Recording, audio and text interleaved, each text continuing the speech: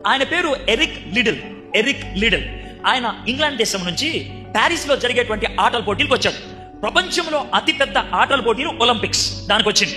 దాంట్లో 100 మీటర్లో పరిగెత్తాలని 1924లో జరిగింది. ఓకే, అయితే దానికి 2 దినాల ముందు ఎరిక్ లిడిల్ అనేటువంటి ఆయన మంచి విశ్వాసి. ఆయన ప్రార్థన చేసి ఏమన్నాడు తెలుసా, ఒకవేళ ఆదివారం పొద్దున్న నేను ఆరాధనకి వెళ్ళేటువంటి సమయంలో 100 మీటర్ల పరుగు పందెంలో పరిగెత్తమంటే నేను పరిగెత్తా. నాకు దేవుడు ముఖ్యం, నా గోల్డ్ మెడల్ కాదు, నాకు పరుగు పందెంలో విజయం సాధించడం కాదు, నేను పరిగెత్తా అని అన్నాడు. అప్పటికి మిత్రులు అన్నారు, రే అలాంటి మాట అనొద్దు, ఒకవేళ అప్పుడే పడితే కనుక కష్టమని.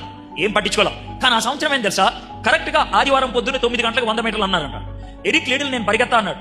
అందరూ నీకేమన్నా పాగలగా నువ్వు, నీకు ఆ మాత్రం సమజ్ కాదా, నీ దేశం అంతా ఇన్ని పైసలు ఇచ్చి పంపించింది, ఇన్ని సంవత్సరాలు నేను తరబిది చేసింది, నువ్వు గోల్డ్ మెడల్ సంపాదిస్తావని దేశం మొత్తం ఎదురు చూస్తుంది.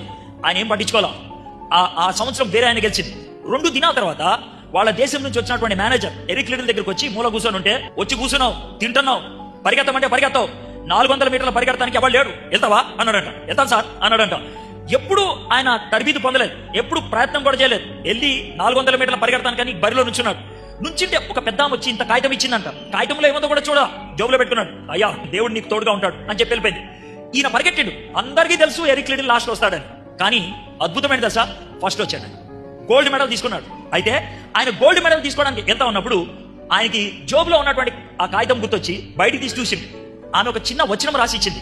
దేవుడు హన్నాకి ఇచ్చిన వాగ్దానం, 1 సమూయేలు గ్రంథం 2వ అధ్యాయం ఏమంటే తెలుసా, నన్ను గౌరవించిన వారిని నేను గౌరవిస్తాను.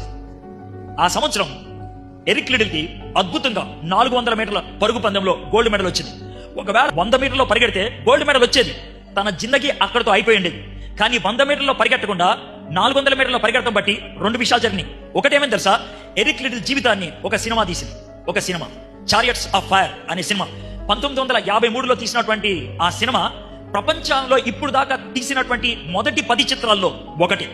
అంత బాగా ప్రజలు ఇష్టపడినటువంటి చిత్రాల్లో ఒక చిత్రమైంది.